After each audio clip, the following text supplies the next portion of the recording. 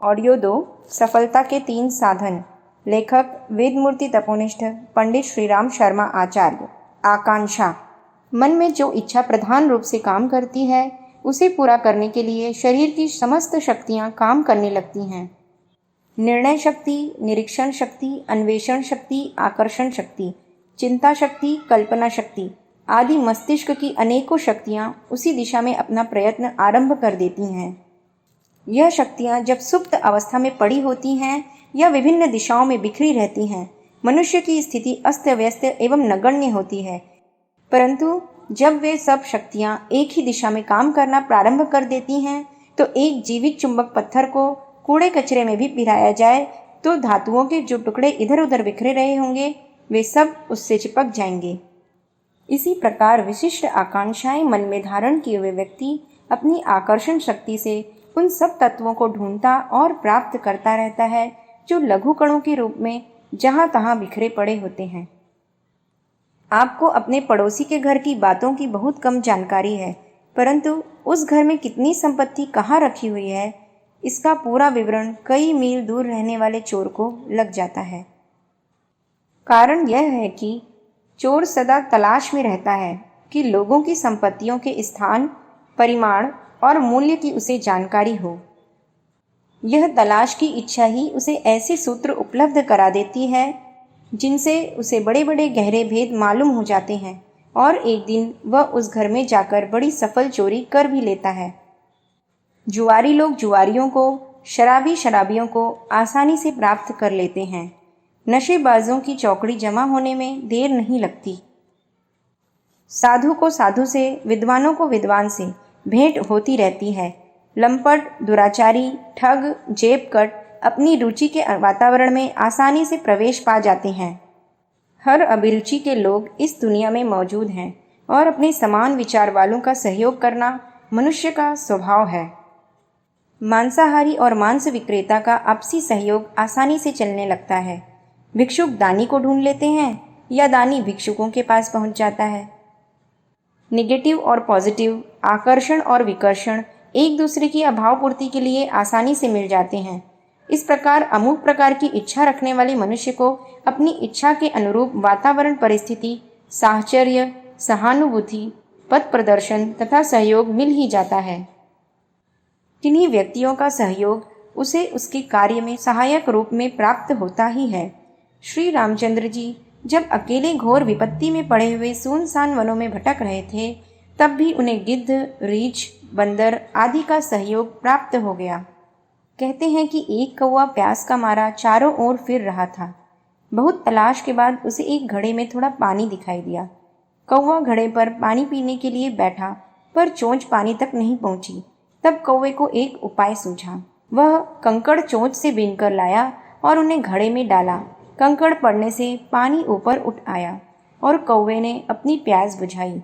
जब किसी बात की तीव्र इच्छा होती है, निदान कोई न कोई उपाय निकल ही आते हैं। आवश्यकता आविष्कार की जननी है। जहाँ चाह होती है वहाँ राह निकलती है। अभिष्ट वस्तु की प्राप्ति के लिए लोग आकाश पर राह बना लेते हैं। अथाह समुद्र में डुबकी लगाकर उसकी तली में रखे हुए मोती लोग ढूंढ लाते हैं। रेत के जर्रों को ढूंढकर सोने चांदी की खानें मालूम करते हैं।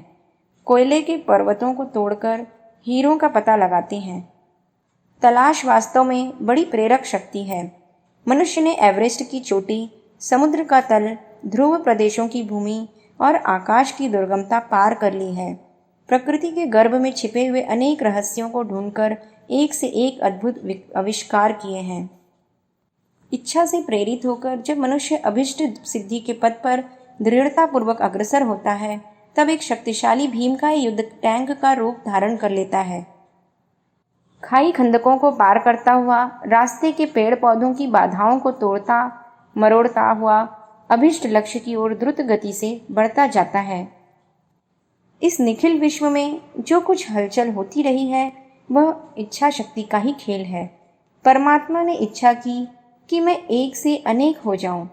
फलस्वरूप इस विश्व की रचना हो गई। निखिल प्राणधारियों की व्यष्टि से समष्टि की इच्छा शक्ति के स्फुरन से ऋतुओं का आवागमन होता है। जलाशय गति करते हैं, तथा सृष्टि की अनेकानेक घटनाएं घटित होती हैं। यदि सजीव प्राणी न रहें तो विश्व में होने वाली नानाविधि हलचलें भी समाप्त हो जाएंगी। प्राणी शास्त्र के आचार्य जानते हैं कि वनस्पति वर्ग, पशु पक्षी तथा अन्य सजीव पदार्थों के रंग रूप में, आकार प्रकार में जो परिवर्तन हुआ है या हो रहा है, उसका एकमात्र कारण उन जीवों की इच्छा है। वन मनुष्य के शरीर से आगे बढ़कर मनुष्य ने अपने शरीर में इतना विकास कर लिया है, यह उसकी इच्छा शक्ति का ही चमत्कार है। इन सब बातों पर विचार करने से उस रहस्य का पता चल जाता है कि शारीरिक दृष्टि से समानता होते हुए भी मनुष्य के बीच में इतनी आश्चर्यजनक असमानता क्यों है। इच्छा शक्ति के महान अस्त्र को जो व्यक्ति समुचित उपयोग में लेते हैं, उन्हें उन्नति के अनेक साधन उपलब्ध होते जाते हैं और थोड़े ही समय में समृद्ध एवं संपन्न बन जाते हैं। किंतु जो लोग इस अस्त्र का उपयोग नहीं करते, उनका मन संस्थान अर्धमूर्छित अवस्था में पड़ा रहता है। वे जीवन के भार को किसी प्रकार ढोते रहते हैं, जिंदगी के दिन काटते रहते हैं। रोटी खाते, मेहनत करते और रात को सो जाते हैं। मिनट, घंटे, दिन, मास, वर्ष बीतते जाते हैं। जीवन की धुरी तेजी से घूमती है। आयु समाप्त होती जाती है, पर वे वैसे ही रहते हैं जैसे कि आरंभ में थे। माता के गर्भ से निकलकर मृत्यु के मुंह में जाने तक वे सिर्फ इतना सीख पाते हैं जिसके द्वारा किसी प्रकार जिंदगी के दिन काटे जा सकें।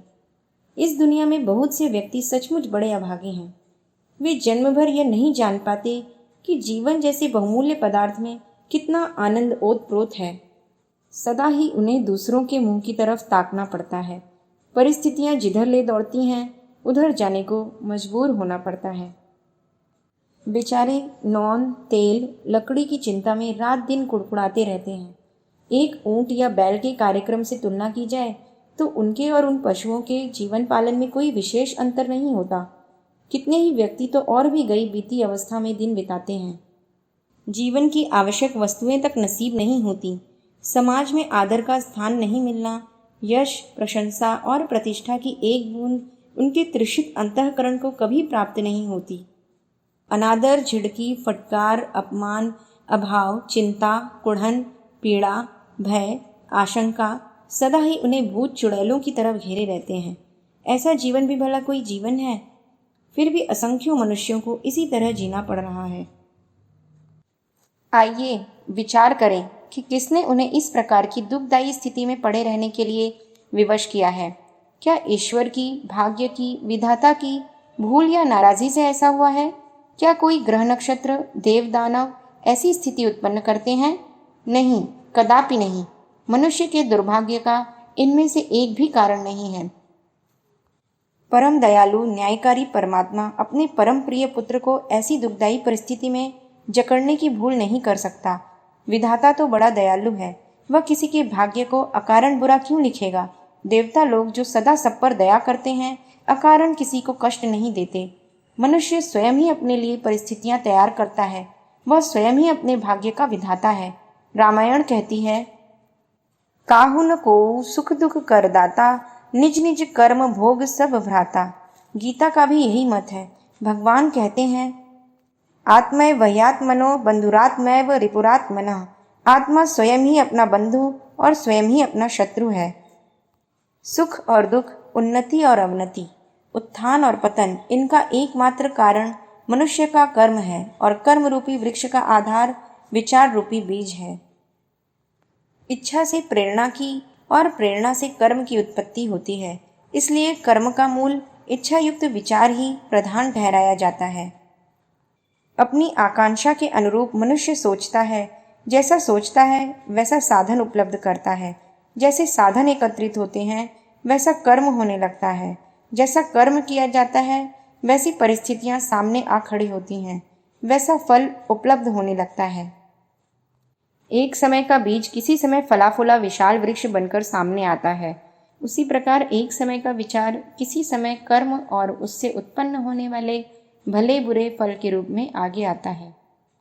प्रारब्ध, तकदीर, भाग्य, विधि का विधान, माथे का अक्षर, कर्म रेखा, यह सब किसी अदृश्य सत्ता द्वारा अविवेक पूर्वक नियोजित नहीं होता। अपने किए हुए कर्मों का समयानुसार परिपाक होकर जब परिणाम सामने आता है तो वह भाग्य या तकदीर कहलाता है। आटे का चूल्हे में परिपाक होकर उसकी रोटी बन जाती है। यद्यपि आटा और रोटी दो पृथक वस्तु हैं, दोनों की शक्ल सूरत आपस में नहीं मिलती, तो भी यह मानना पड़ता है कि रोटी और कुछ नहीं, आटे का रूपांतर मात्र है। जल और बर्फ दो पृथक चीज हैं, तो भी यह निश्चित है कि बर्फ की स्वतंत्र सत्ता कुछ नहीं, वह जल का बदला हुआ रूप है। इसी प्रकार तकदीर भी कोई स्वतंत्र वस्तु नहीं। वर्तमान के कर्मों का जब परिपाक हो जाएगा तो वह भविष्य में भाग्य कहलाएंगे। मनुष्य की तकदीर को दूसरा कोई नहीं लिखता। प्रत्येक मनुष्य अपने भाग्य का निर्माता और लेखक आप है। बेशक कर्म के फल का परिणाम रोकने की सामर्थ्य मनुष्य में नहीं है, तो भी वह कर्म को इच्छानुसार करने में स्वतंत्र है। धनुष से तीर छोड़ दिया गया है, वह तो अपना परिणाम जरूर उपस्थित करेगा। जहाँ उसे लगना है वहाँ जरूर लगेगा। तीर चलाने वाला चाहे तो भी धनुष से छूटे हुए तीर के परिणाम को नहीं रोक सकता। इसी प्रकार कर्म कर दिए जाने के उपरांत उसके परिणाम से बचना मुश्किल है, किंतु तीर चलाने न चलाने में पूरी स्वतंत्रता है। यह ठीक है कि जो कर्म किए जा चुके हैं उनका दुख सुख कभी कभी आकस्मिक रूप से सामने आ जाया करेगा, पर यह भी बिल्कुल ठीक है कि अपने भविष्य को अपने कर्मों के अनुसार आप भला या बुरा बनाने में पूर्णतया स्वतंत्र हैं। पूर्व जन्म के प्रारब्ध कर्मों के बारे में एक बात और जान लेने की है कि वे कभी भी किसी भी प्रकार जीवन विकास के मार्ग में बाधा नहीं पहुंचाते। हाँ, उनके कारण आकस्मिक दुख आ जाते हैं। यकायक कोई विपत्ति का पहाड़ टूट पड़ता है।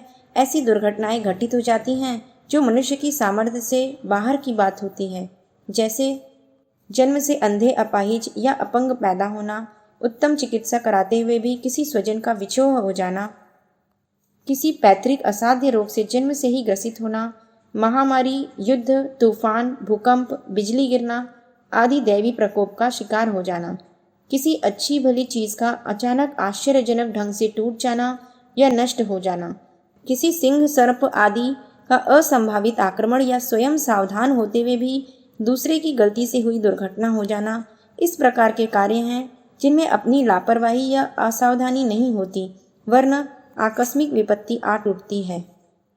ऐसे कार्य भाग्य का परिणाम या तकदीर कहे जा सकते हैं। जो कार्य मनुष्य की शक्ति, सामर्थ्य एवं सावधानी की पहुंच से बाहर के हैं, उन्हें प्रारब्ध कहा जाता है। किसी ऊंचे संपन्न कुल में उत्पन्न होकर बड़ी संपत्ति का अनायास ही उत्तराधिकारी बन जाना या कहीं कदाचित खजाना मिल जाना भाग्य कहे जा सकते हैं।